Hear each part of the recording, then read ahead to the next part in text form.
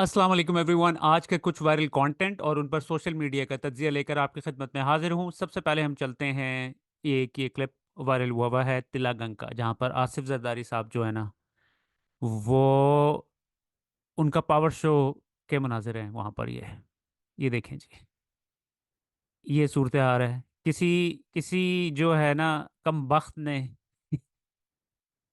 जलसे की drone footage ले ली।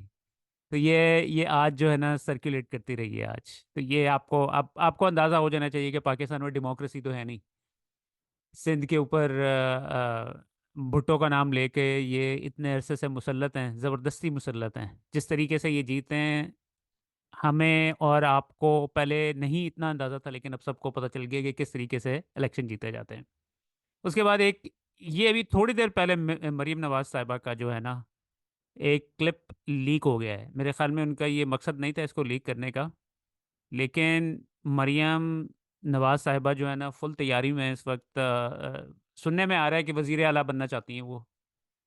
और इसके बारे में मलिया हाशमी साहब कहती हैं, मरियम नवाज की ज़बरदस्ती इमरान खान बनने की एक और कोशिश पकड़ी गई। कौन लोग हो तुसी? और फिर कुछ लोगों का ख्याल है, सारा मीर साहिबा का, कहती हैं कि बहुत ज़्यादा ओवर एक्टिंग हो रही है। और ये जो है ना, ऑफ कैमरा जो है ना, ये कैमरे की, ये मेरे ख्याल में फुटेज रिलीज नहीं करना चाह रहे थे, ये गलती से हो गई है। तो ये देखिएगा।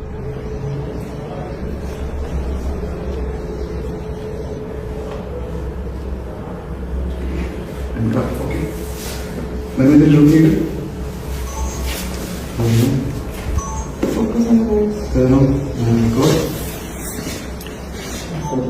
And eyes. This should be surgery, right? No. Okay.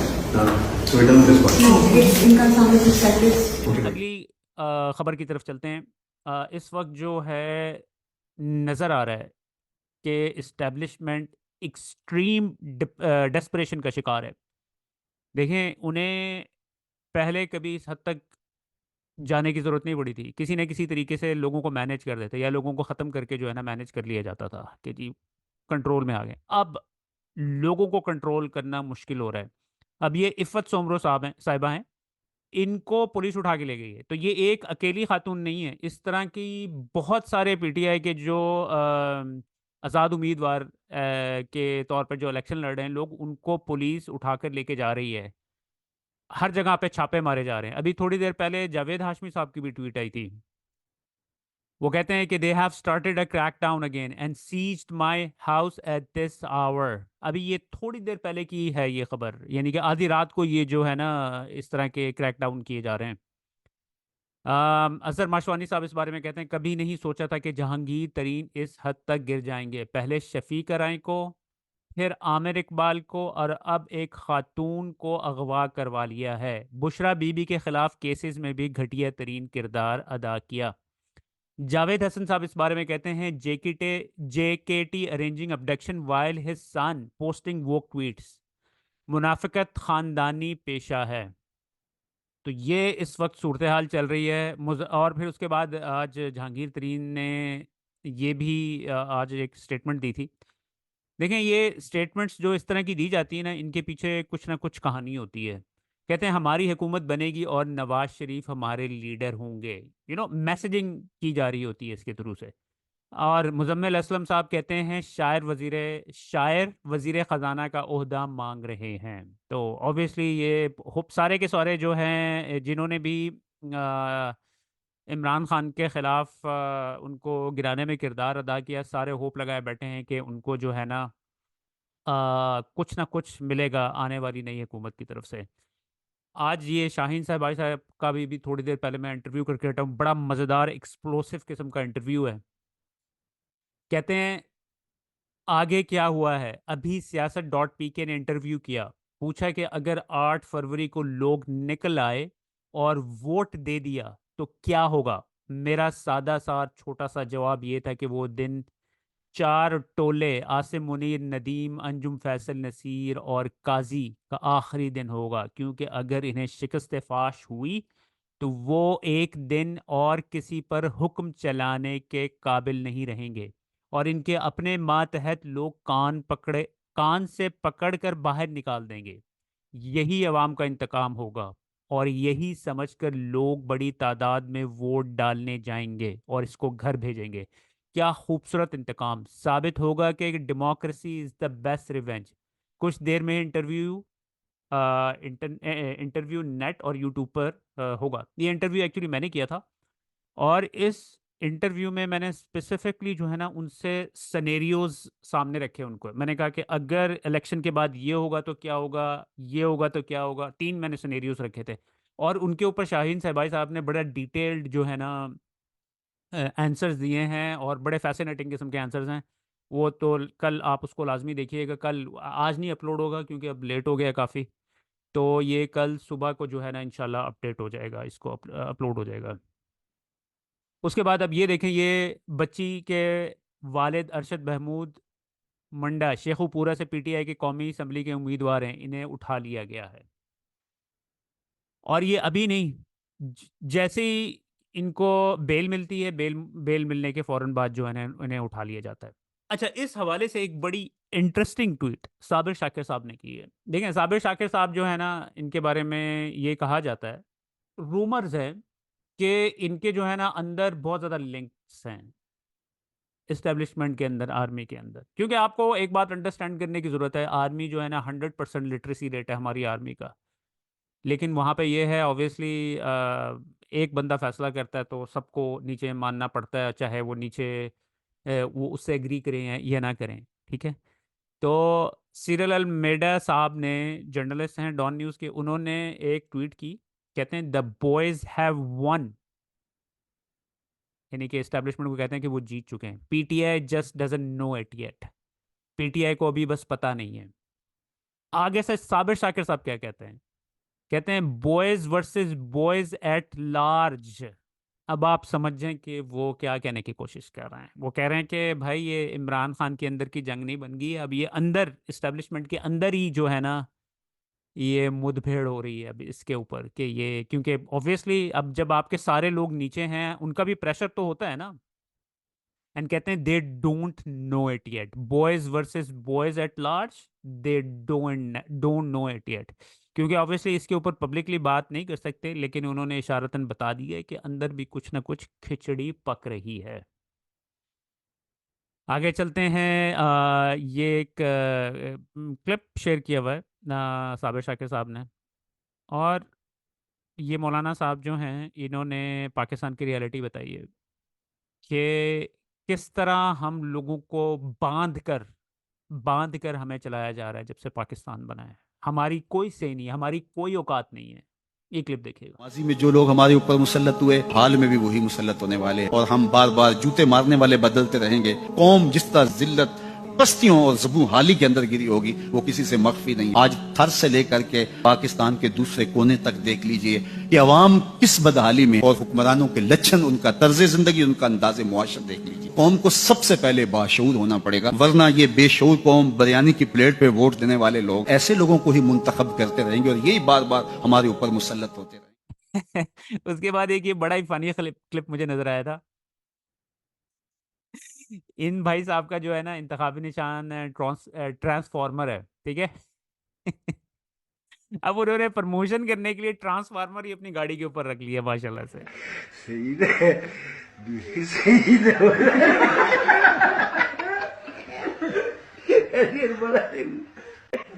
सही है। अच्छा जी, आगे चलते हैं।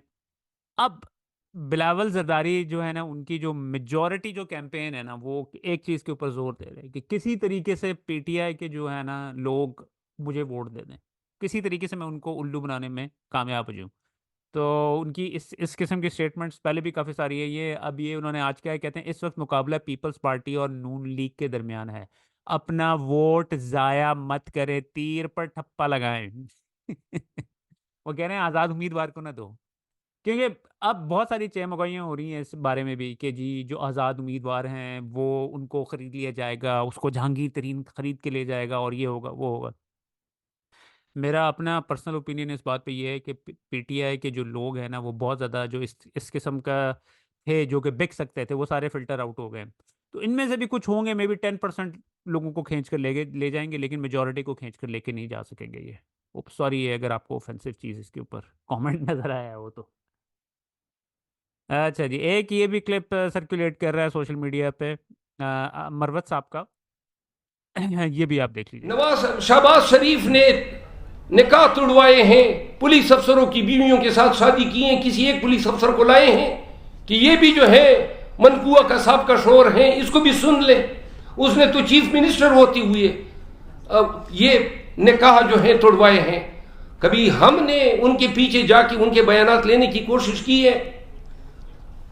फिर नहीं जाते हैं हम कि आपके बच्चों की निकाहें टूटी हैं, आज जाके खावर मानिका के पीछे आप गए और उनको ले आए और बता रहे हैं।